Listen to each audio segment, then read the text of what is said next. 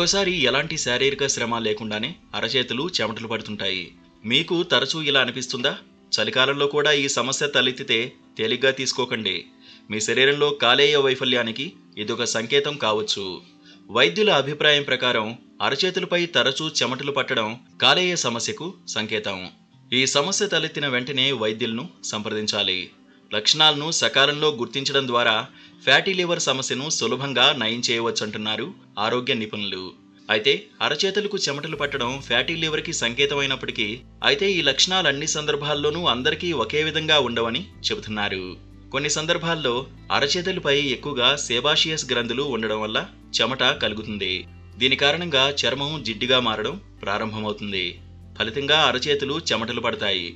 ఇటువంటి సందర్భాల్లో చికిత్స తీసుకోవడం చాలా అవసరం. అరచేతుల్లో చెమట పట్టే సమస్యను నియంత్రించే చికిత్సకు వైద్యులు మందులు సూచిస్తారు.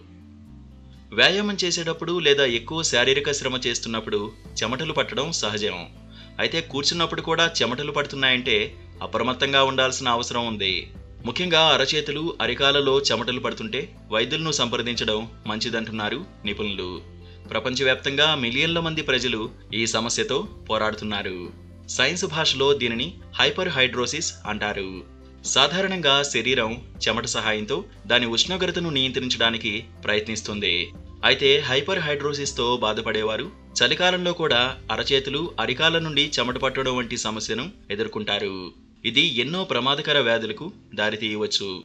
ఇదో సైలెంట్ కిల్లర్. మయో క్లినిక్ నివేదిక ప్రకారం మీకు మీ చేతులు, అరికాళ్లపై అన్ని సమయాల్లో చెమటలు పడుతుంటే హైపర్ హైడ్రోసిస్కు సంకేతం. ఏదైనా వాతావరణంలో చెమటలు పడుతూ ఉంటే, ఎలాంటి శ్రమకు గురికానప్పుడు ఇలాంటి సమస్య ఎదుర్కొంటే వైద్యులను సంప్రదించడం అవసరం.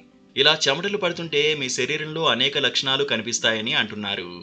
నిర్లక్ష్యం చేస్తే సమస్య పెద్దదిగా మారే ప్రమాదం ఉంది. ఉదాహరణకు అధిక చెమట, ఛాతీ నొప్పి, వాంతులవుతుంటే అప్రమత్తంగా ఉండాలి.